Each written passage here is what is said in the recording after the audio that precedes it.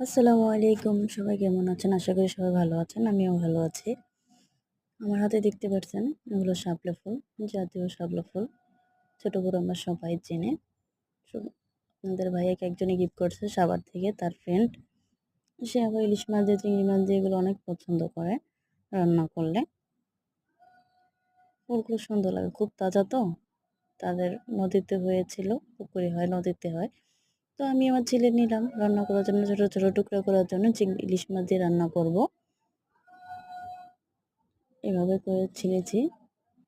এখানে আবার হাবিবুর রহমান পড়ালেখা করতেছে। আরবি লেখা, এগুলো আরবি গণনা বলে। ইংরেজি লিখতেছে, বাংলা লেখা শেষ, আরবি লেখা শেষ, এখন ইংরেজি লেখাও শেষ। তো আজকের ভিডিওটা এই পর্যন্তই। আশা করি সবাই ভালো থাকেন, সুস্থ থাকেন। আল্লাহ হাফেজ।